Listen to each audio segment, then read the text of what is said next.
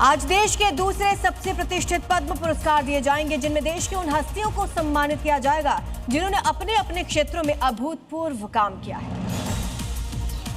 राष्ट्रपति द्रौपदी मुर्मू आज 131 हस्तियों को सम्मानित करेंगी, जिसमें कला, साहित्य, खेल, सामाजिक कार्य, मेडिसिन और इंडस्ट्री से संबंधित लोगों को पद्म पुरस्कार दिए जाएंगे, जिसमें कुछ प्रमुख नाम इस प्रकार हैं।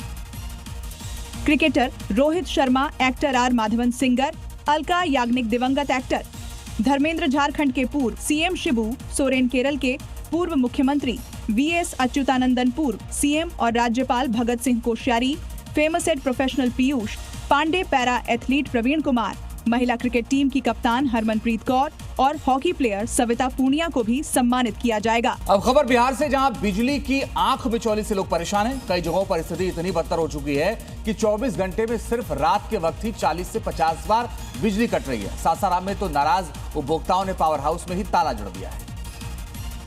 पावर हाउस का काम पूरी तरह से बंद करा दिया है। भीषण गर्मी में बिजली की आपूर्ति प्रभावित होने के बाद लोगों का गुस्सा 7वें आसमान पर है। बार बार बिजली विभाग के अधिकारियों से गुहार लगाने के बाद भी बिजली की आपूर्ति सही नहीं हुई, तो लोगों ने पावर हाउस में ही ताला जड़ दिया।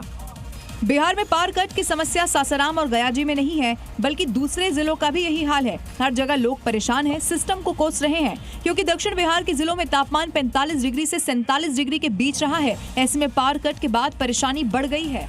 पश्चिम बंगाल के फाल्टा विधानसभा सीट पर बीजेपी ने 1,09,021 वोटों से जीत हासिल की। मुख्यमंत्री शुभेंदु के खास दिवांशु पांडा ने यहां से जहांगीर राज को खत्म कर भगवा लहरा दिया और साथ ही ऐलान कर दिया कि पुष्पा यानी जहांगीर और उसके साथियों को वो जेल में डालें। और काउंटिंग शुरू होने के बाद जैसे जैसे बीजेपी की बढ़त बढ़ती गई, जश्न ही शुरू हो गया।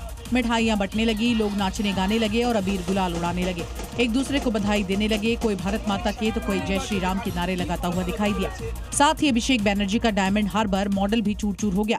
में खत्म हुआ पुष्पा राज, उसी के साथ साथ अभिषेक बैनर्जी का जो डायमंड हार्बर मॉडल था वो भी चूर चूर हो गया। टीएमसी के जहांगीर खान ने वोटिंग से पहले ही अपना नाम वापस ले लिया था, दौड़ में नहीं था, लेकिन उसके हश्र का अंदाजा इसी बात से लगाया जा सकता है कि यहाँ जमानत बचाने लायक भी वोट नहीं मिले। तुषार शर्मा केस से जुड़ी हुई बड़ी खबर है। समर्थ सिंह के घर गई थी एसआईटी की टीम। एसआईटी ने घर पर सीन रिक्रिएट किया है। मर्डर वाली जगह पर रिक्रिएशन किया गया है और पता लगाने की कोशिश की जा रही है कि क्या हुआ था उस रात। एसआईटी की टीम पूरे मामले की जांच फिलहाल कर रही है और इस वक्त समर्थ पुलिस की रिमांड पर।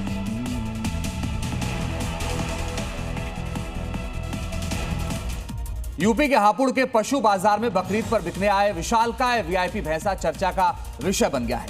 इसके मालिक ने इसकी कीमत 31 लाख रुपए रखी है। ईद उल अजहा का त्योहार नजदीक आते ही पशु बाजार पूरी तरीके से गुलजार हो गया है। बाजार में एक से बढ़कर एक कुर्बानी के जानवर पहुंच रहे हैं, लेकिन इस बार सारी लाइमलाइट एक वीआईपी भैंसे ने लूट ली है। भैंसे के शौक किसी बड़े वीआईपी से कम नहीं है। इसकी रोजाना की डाइट चार्ट आम लोगों को हैरान कर देने वाली है। भैंसे की कीमत और इसके शाही ठाट बाट सुनकर अच्छों के होश उड़ जाएंगे। सुल्तान को रोजाना खाने में 10 लीटर दूध, 2 किलो देसी घी और 2 किलो ड्राई फ्रूट्स दिए जाते हैं। पशु बाजार में पशु व्यापारी आमिर इस विशालकाय भैंसे को लेकर पहुंचे हैं। आमिर ने इसकी कीमत कोई मामूली नहीं बल्कि पूरे 31 लाख रुपए लगाई है, जो एक लग्जरी कार के बराबर है। यूपी के बुलंदशहर में उस वक्त हड़कंप मच गया जब थाना खुर्जा देहात के यार्ड में खड़े वाहनों में आग लग गई। दरअसल बिजली का तार टूटकर यार्ड में खड़े वाहनों पर गिरा, जिसके बाद यह आग और भड़क गई। वाहनों के जलने के बाद की जो तस्वीर आई वो बेहद भयावह थी। शॉर्ट सर्किट के कारण लगी इस आग में 100 से 150 वाहन जलकर राख हो गए। कोतवाली परिसर के पिछले हिस्से में लगी एक बिजली के ट्रांसफार्मर का तार टूटकर यार्ड में खड़ी गाड़ियों पर गिर गया। इससे जोरदार धमाका हुआ, जिसके बाद यार्ड में सूखी हुई घास और वाहनों के टैंक में मौजूद पेट्रोल के कारण आग ने तुरंत विकराल रूप ले लिया। देखते देखते आसमान में धुएं का काला गुबार छा गया, जो दूर दूर तक दिखाई दे रहा था। सूचना पर पहुंची दमकल की टीम ने भारी मशक्कत के बाद आग पर काबू पाया। और अब दिल्ली से जुड़ी 5 बड़ी खबरें आपको दिखाते हैं। दिल्ली के बेगमपुरा थाना इलाके में एक घर के अंदर पार्टी के दौरान गोली चलने से एक युवक को गोली लग गई। घायल युवक का अस्पताल में इलाज जारी है। पुलिस ने केस दर्ज कर जांच शुरू कर दी।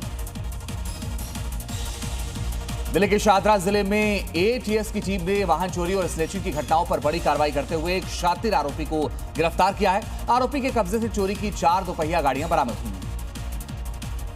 दिल्ली के उत्तम नगर में पुलिस ने प्रतिबंधित चाइनीज माजा सप्लायर को गिरफ्तार किया। दोनों आरोपियों के कब्जे से 2040 बरामद किए गए हैं ये चाइनीज माजे।